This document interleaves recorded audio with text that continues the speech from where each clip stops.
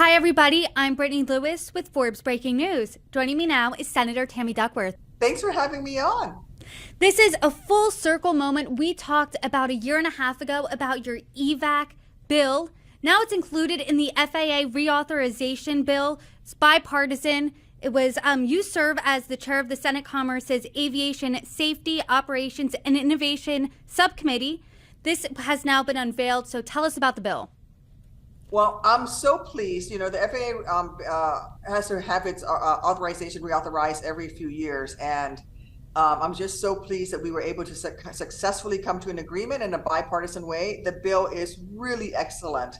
It does have my Evac Act in it, but it also has a lot of really great improvements in it as well. Money for more training, more pilots, more money for safety systems at our airports, more money to trained aviation maintenance workers, and also to make our airspace safer by more than I think we increased the amount of funding for air traffic controllers by more than 6 times in the grant program. So I'm very pleased that we're going to be able to move this bill here shortly. So let's talk about the money a little bit more. The bill approves $105 billion in appropriations for the FAA and $738 million in appropriations for the National Transportation Safety Board through 2028. So can you talk a little bit more specifically about where this money's going? Yes, so the money is going in several places. With the NTSB, obviously, they're the folks who help to write some of the rules governing transportation. So not just air, but rail, road, ships as well. What is really important is that they do a lot of the investigations after accidents so that we get the lessons learned. Really having a strong NTSB that does modeling on what can happen. They're the folks who make recommendations on car seats in cars and the like. So I'm really pleased that we have funded them at above the previous year's level so that they can continue to do their job to keep America's traveling public safe. There is significant investment in the FAA. The FAA had been seeing a shrinking of its workforce for a long time now. For example, we have a shortage of air traffic controllers, and this bill would allow us to go back to 100% maximum hiring of the total number of air traffic controllers we need to actually run our air traffic control system. In the Chicagoland area, for example, there are many times on a busy Thursday night, which is a busy flying night, Chicago Center, which governs the Chicago airspace, may need 8 air traffic controllers, but only have 4 on duty. And so this is going to get to that aviation workforce issue. And then it's going to bring down the price for the flying public because it's going to make investments in pilot training so that we have more pilots and airlines can add more flights and bring costs down for the consumer. And you introduced the Evac Act. We talked about it in December of 2022, but it is included in this legislation. Can you remind us what is in that bill? Yes. So the Evac Act, EVAC, came out about as a result of me seeing a study done by the FAA a couple of years ago that said, Congress and FAA to look at how long it takes to evacuate the average passenger aircraft.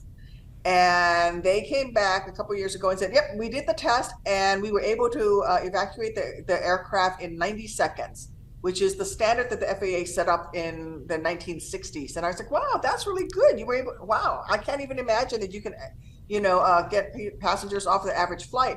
And then I looked at the conditions that they use, and they basically put 60 people on the entire fuselage, had no carry-on baggage, had no passengers over the age of 60, no passengers under the age of 18, and nobody with a disability or spoke a foreign language. And they were able, under those conditions, able to evacuate the aircraft. Now, we know that that is not the case. In fact, Captain Sullenberger from Miracle on the Hudson said it took him over 3 minutes to evacuate that aircraft after they ditched the aircraft in the Hudson River. We saw from the Japanese, the Japan Airlines incident that just happened a few weeks ago, that it took them 5 minutes, and that was a successful evacuation where they didn't lose any lives. And so my Evac Act basically says the FAA must go back and redo the study on what it takes to evacuate an average aircraft. And in this time, they must include the presence of passengers of different ages, including, like crash test dummy dolls of infants and children. They must simulate a senior citizen. They need to simulate somebody with a disability, whether it's vision or hearing, or somebody who's a wheelchair user like myself, maybe somebody who doesn't speak English.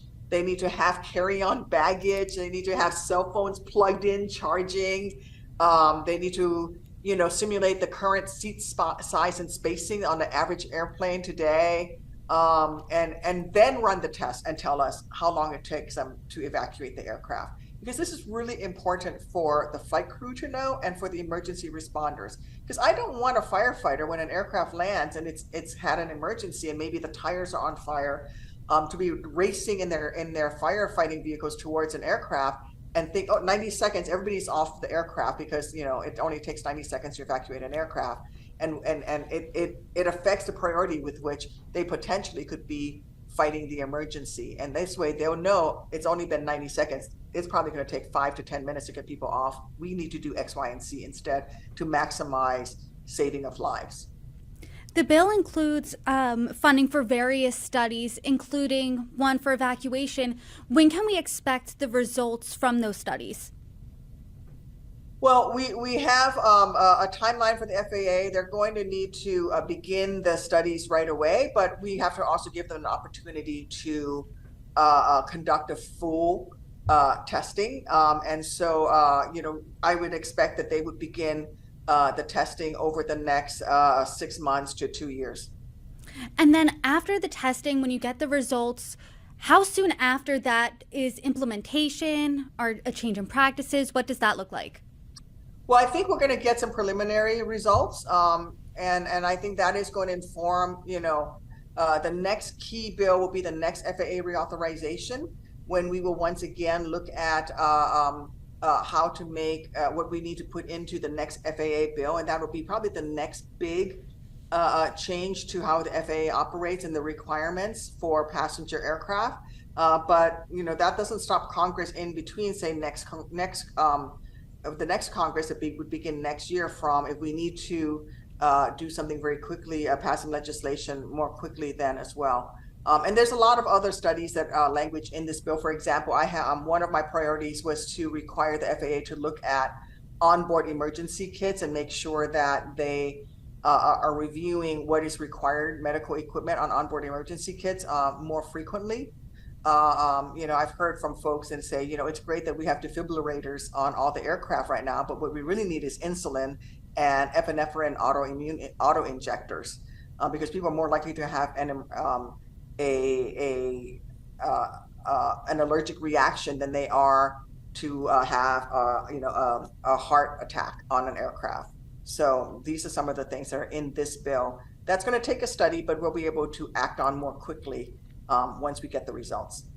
Improving accessibility was also a key priority for you. Can you talk about how this legislation does that? Yes. So I have several pieces of my priorities on accessibility and disability access that are in this bill. My Mobile Act is part of this now. It would require air carriers to publish information on the size of the aircraft cargo hold, because if I have an electric chair, for example, and I want to get on an airplane, right now I don't know how big the cargo hold is. There's no requirement. So I could actually book a flight on an aircraft, and when I get there, they put me on the plane, and then my wheelchair doesn't make it on the plane, and they put the wheelchair on a different flight. So then I land at my destination, and my wheelchair, which are essentially my legs, is not going to be there for another 6 hours, for example, because the cargo hold wasn't big enough. This would require the airlines to publish the dimensions, so that when I go to buy my ticket, I can see, oh, you know what, I'm not going to book a flight on that particular flight because they're using that aircraft, and I know that my wheelchair won't fit. So it's very much empowering the consumers. It also would require the airlines to issue passenger refund if their wheelchair can't fit in the cargo hold because they've switched the aircraft. So if I say I bought a ticket on a 737, but they switch me to an Airbus, and now my wheelchair won't fit, they have to issue me a refund. So there's one of those. I have legislation called the Evac Act, which is access and dignity for all people who travel.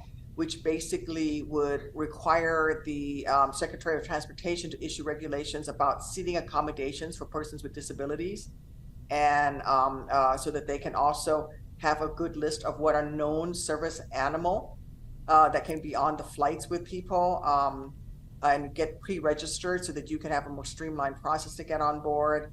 I also have legislation in there where it requires the airlines to stow my wheelchair inside the cabin of the aircraft if possible.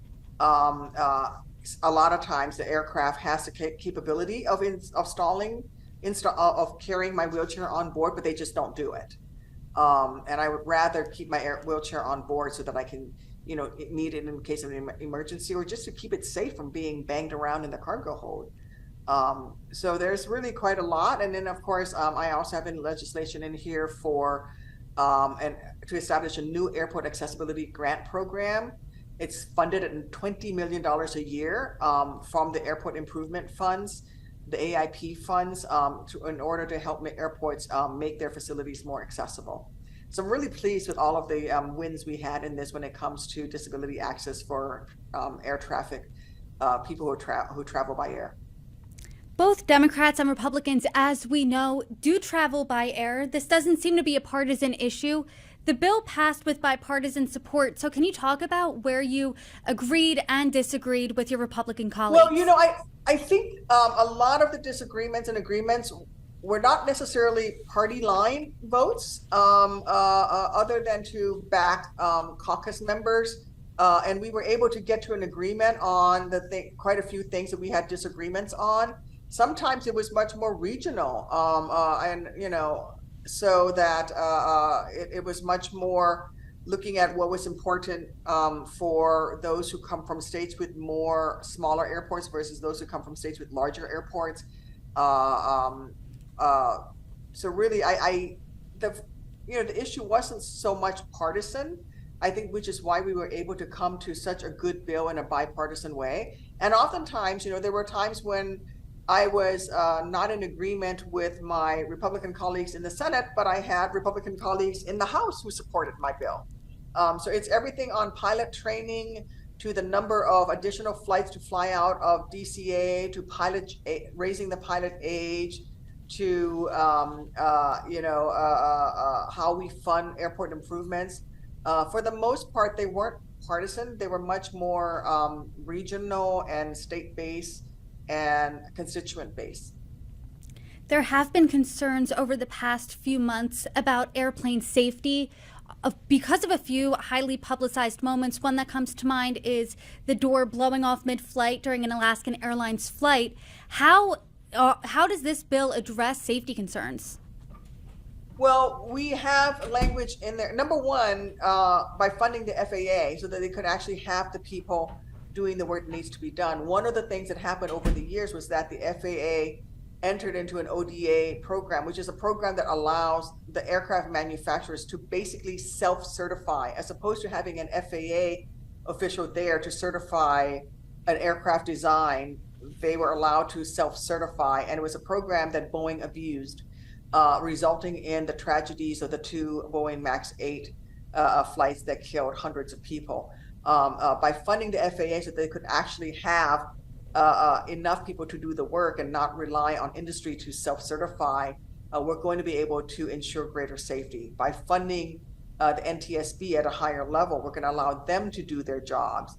We also have language in the bill that requires more oversight from the FAA over aircraft manufacturers, and that's going to help that process as well. So it's really about making the FAA healthy again after years of, not even having an administrator. Now that we have one, we went 3 years without an administrator. We finally have one. It's about making sure they have the workforce to do the job that needs to be done, whether it's in the air traffic control towers or whether it is those FAA safety inspectors who are inspecting airports and inspecting aircraft manufacturers. And then also making sure that we provide the funding so that we can upgrade all of our airports to have the necessary equipment like ground radars that will prevent aircraft collisions on the taxiway. Senator, what's next for the FAA Reauthorization Bill? We're going to have this vote. So It's going to come to the floor for the vote, hopefully this week or next, and we'll pass it into law, and then we can really roll up our sleeves and start to execute a lot of the programs that are provided for within the legislation. Senator Tammy Duckworth, thank you so much for joining me. Thank you for having me on.